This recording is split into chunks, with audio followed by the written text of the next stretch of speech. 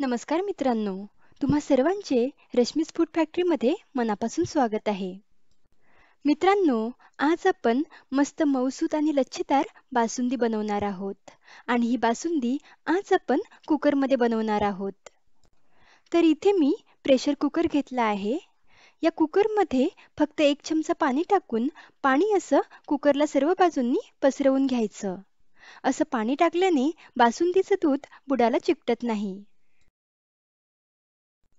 इथे मी 1 लिटर म्हशीचं दूध तापवून घेतलं आहे. हे दूध साईसोबत आपल्याला कुकरमध्ये टाकून घ्यायचं आहे.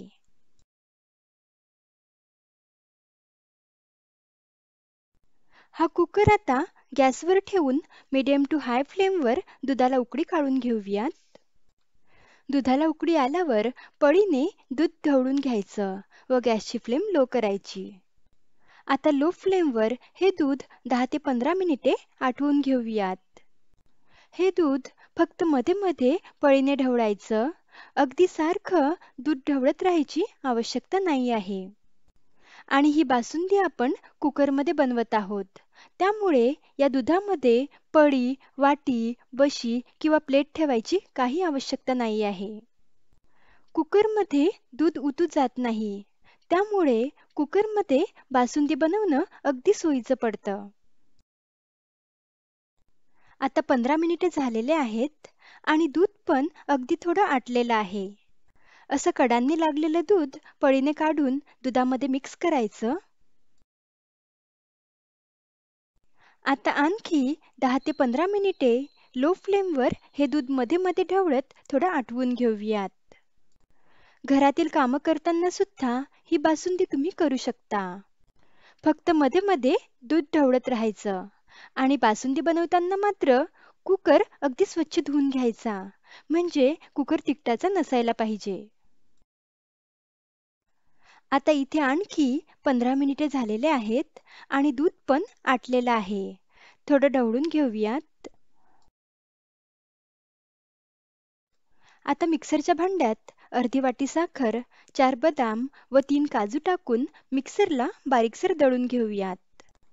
साखर आणि काजू बदाम असे दळून टाकल्याने बासुंदी छान मऊसूत व घट्ट होते. आता ही दळलेली पावडर या दुधामध्ये टाकूयात व 5 मिनिटे लो फ्लेमवर दूध उकळून घेऊयात.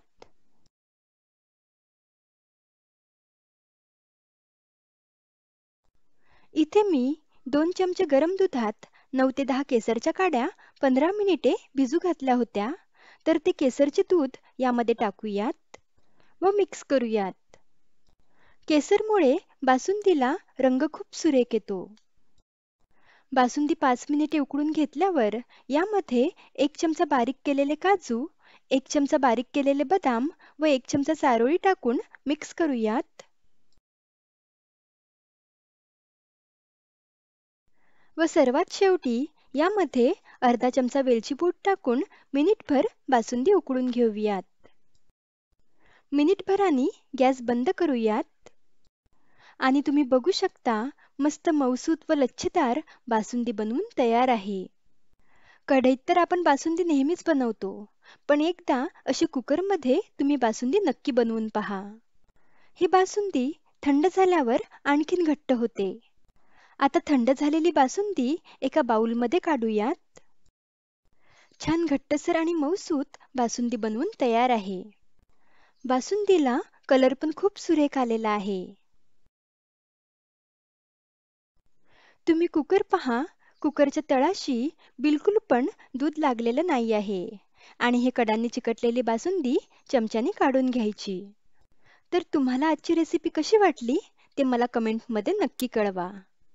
लवकरच भेटूयात अशाच एका रुचकर रेसिपीसोबत. तोपर्यंत धन्यवाद.